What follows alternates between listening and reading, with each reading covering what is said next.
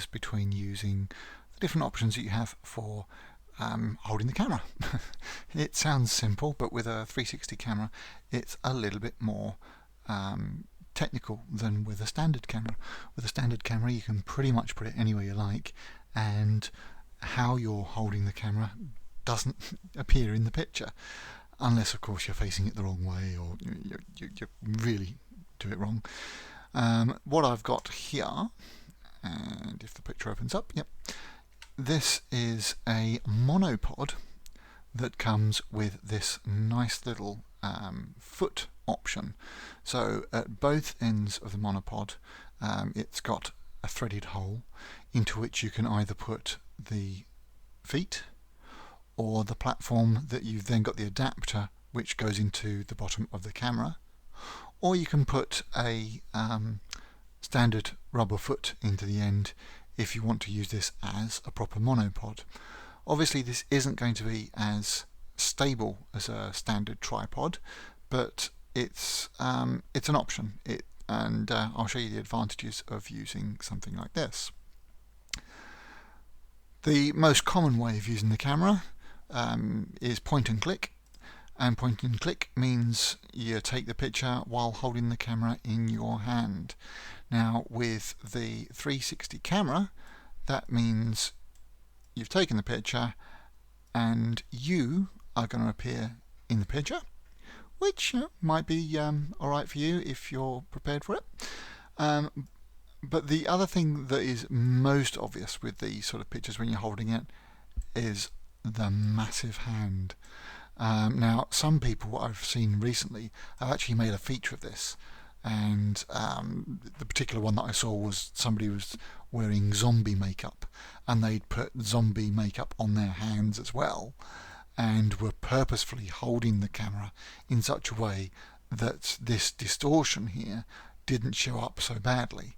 But for most of us, most of the time, we probably don't want to see the hand in the picture. So the next option that I look at here is a standard tripod.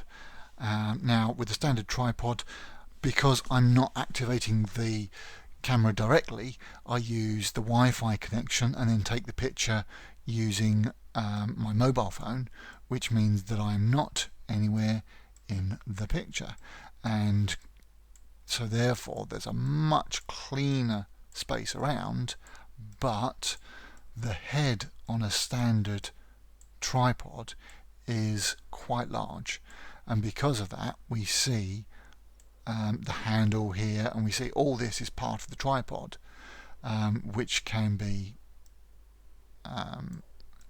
distracting. Part of the trick with a lot of these is to get as little interference with the photograph as possible, so that it's people ask, how did you take that? There's no visible sign of what you've done. In here, quite a visible sign that the camera was attached to the tripod head. So the next picture is one that I took using the monopod on its feet. And so if we look around, again, I'm not there. There is the tripod that I took the picture with before. That is the tripod extended to its highest, and the monopod is looking down on that. So quite clearly that's going to vary from system to system. And if we look straight down, yes, we've got the legs here of the tripod, but this little blue bit here and these two tiny feet, that's all you see of the monopod. And with a little bit of work on an art package, it would not be too difficult to take that out of the picture altogether, and then it not be obvious at all as to how the picture was taken without, seemingly with the camera floating in midair. Another option is to use a selfie stick. The selfie stick again distances you from the picture, although you have to be in the picture. Here you can quite clearly see the selfie stick,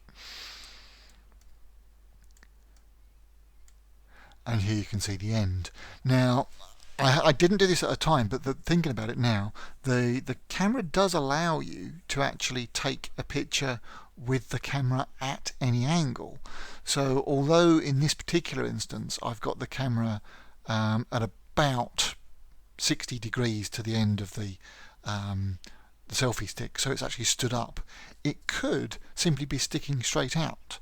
And if sticking straight out, then again the selfie stick is going to be hidden in a similar way that the monopod was hidden. I may well try that and possibly add that in a later video, but it's something that's worth trying. Obviously with this, the height is just dependent on where you want to hold it. In certain circumstances, holding the selfie stick straight up above your head works quite well. The camera doesn't take much of what's directly below it, so you will actually disappear underneath the camera. The height here, you can now see more clearly the difference in height between the tripod and the monopod. And yeah, the selfie stick, you can make that as high as you like. Now, what I've also did with the selfie stick was this last one, where the selfie stick is straight on the end, and I've actually held the stick further down. So with this one, again, yes, I'm still in the picture, but at least you've not got the huge hand holding the bottom of the camera. This might be an option if you do want to be in the picture. You see here that I'm actually triggering it from the phone. The app will allow you to actually trigger on a delay, so you needn't be looking gormlessly at your phone like that. You can push the button, hide the phone in your pocket, and then pose for the camera to take a selfie with a 360 without having the big hand in it. I hope this has been of some help to you. If you have any questions about the Ricoh Theta S or 360 photography, please leave a comment below. Thank you very much.